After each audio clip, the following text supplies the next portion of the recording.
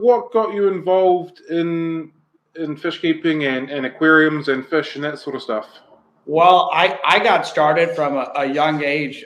My parents are originally from India, and my father started keeping aquariums when he was in India as a child.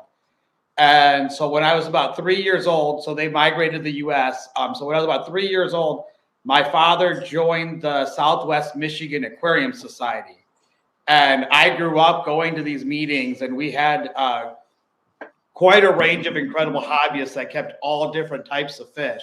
So from a young age, I was really exposed to, everything from cichlids to livebearers to killies and everything in between. And that really piqued my interest in keeping fish. And from a young age, I've kept a huge variety of fish. And so, by the time right before I'd gone to college, I probably had somewhere around 40 aquariums going in my fish room. We had an indoor pond. We had big outdoor ponds. And that sort of encouraged me to kind of go into science and, work on studying fish. Fantastic. Because you're an ichthyologist, aren't you? Yes, I'm trained as an ichthyologist. Yeah. So cool. So for the people that don't know what that is or what that sort of entails, can you explain that a little bit, please? Well, ichthyologist is a scientist that studies fish.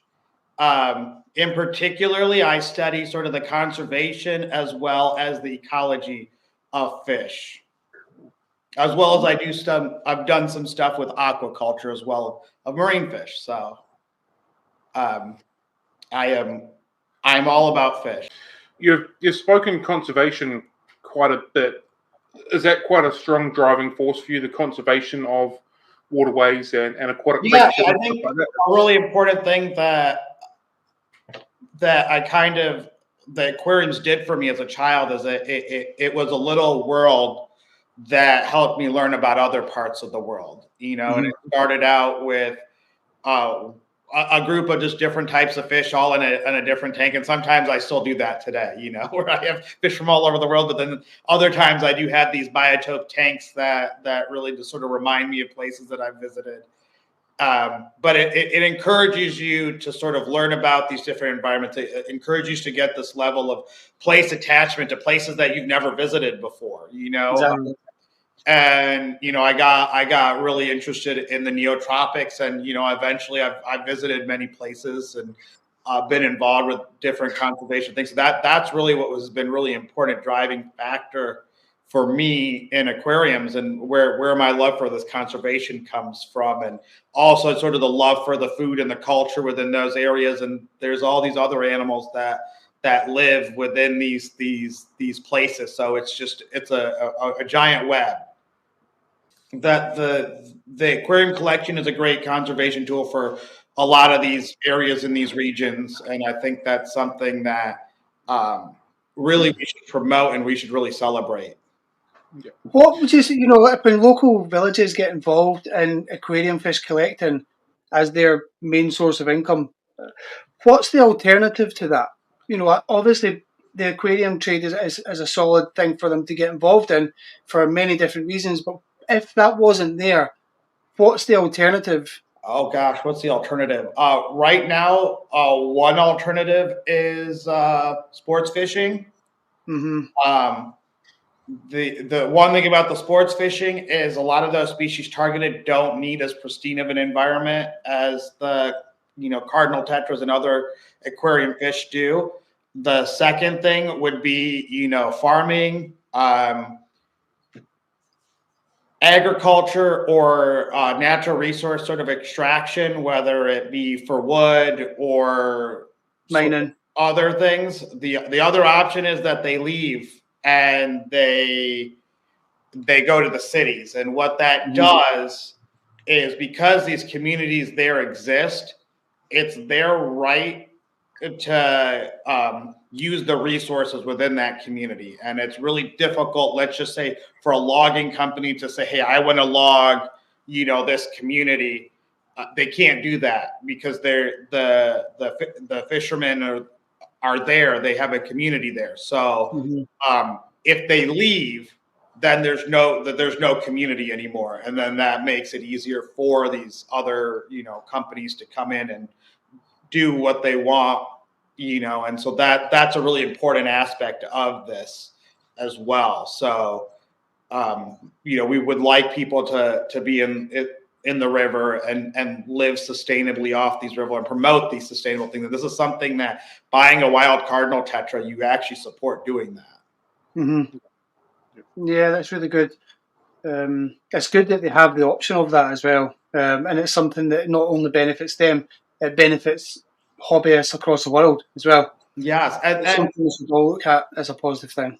One thing that I'd like to bring up is that this fishery is under threat from economically collapsing because there are captive breeding cardinal tetras in other parts of the world. Colombia has also been selling cardinal tetras, and it's been a lot more difficult for fish to come out of Brazil for a variety of reasons. One right now is there's no inspections out of Manaus, so the fish have to fly south and go north. So these are all things with the trade of these fish that Project Piaba is working on a system in which they are trying to make sure the fish is at the highest quality. So it is competitive in this global market. But one thing to remember is that when you are buying fish from these Rio Negro ecosystems, you are putting the money back to that ecosystem. You're in the end helping the habitat. You're helping the cardinal tetra. You're helping the jaguars and the macaws and the toucans and the turtles and the snakes all go in there.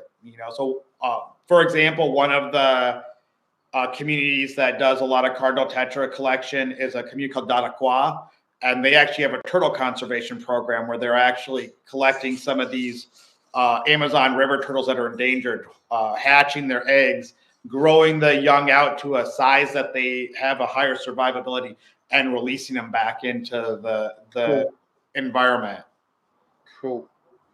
I guess I'm invested in basically just the fish, but you forget about all the other things that are in the jungles and in the regions that are either potentially under threat or going through programs to increase the numbers. And like you've just mentioned, there were 3 or 4 different animals that are being worked on for conservation, and it's all sort of part of this big thing. And like I said, I just think of the fish and whether these are sustainable, but there's a whole lot more to it than just that. And doing this aquarium collection is, I hear a lot where people think that these people that live in the jungle, that live on the river, that live off of these rivers, that collect these fish, that they're